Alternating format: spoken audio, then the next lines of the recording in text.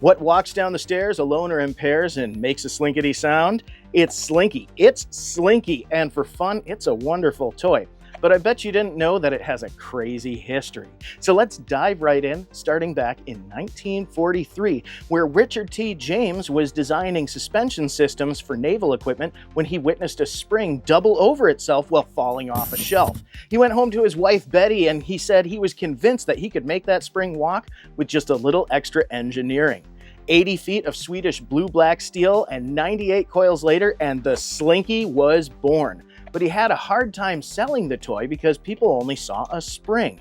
That was until the day after Thanksgiving sale in 1945 at a Gimbel's department store in Philadelphia, where he demoed the Slinky walking down an incline.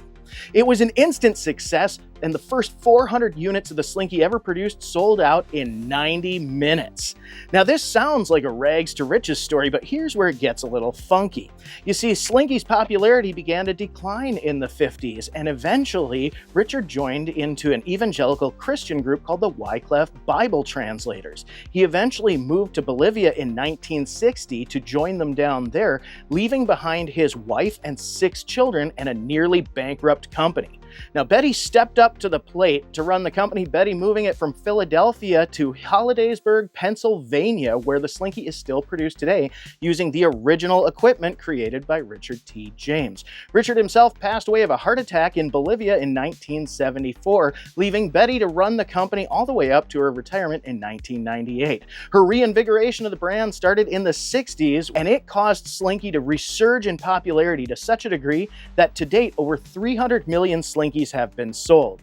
After her retirement in 1998, the Slinky was inducted into the Toy Hall of Fame in the year 2000. In fact, in 1999, the USPS even introduced a commemorative stamp. So, after hearing all of that crazy history, I bet you're wondering, are we going to open this bad boy up and play with it? You bet we are!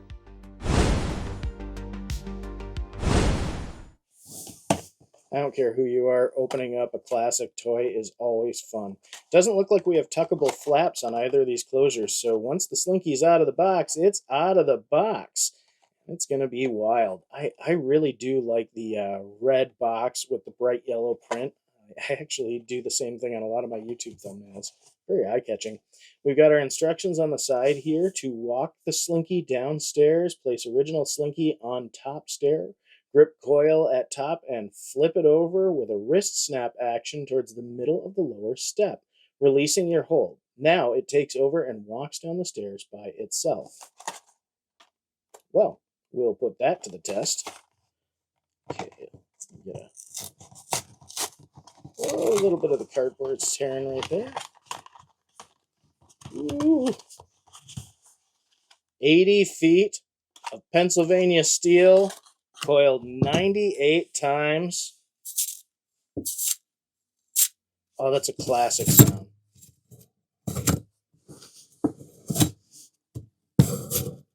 Oh, almost. Well, we need more of an incline to really get it. Listen to that.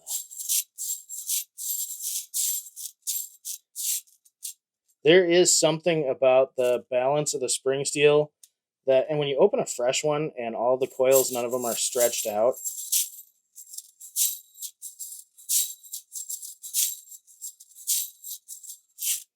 That's cool. I love it. Oh, so satisfying. All right, well, we need to get some steps for this to walk down, so let's set up a few game boxes and see what we can do.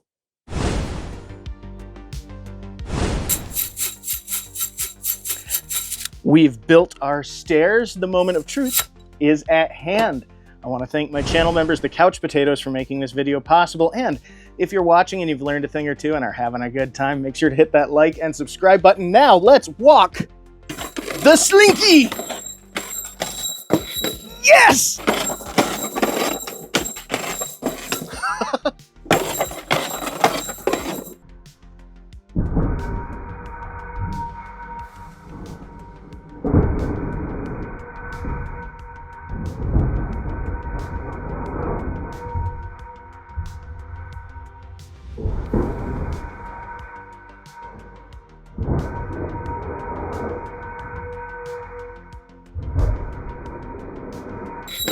Yes! I love it. Go, Slinky, go! Oh, how do you not love that? Oh, this was a fun episode, and I even learned a lot researching it. I had no idea how crazy the history of the Slinky actually was. Thanks for joining me, and we'll see you next time.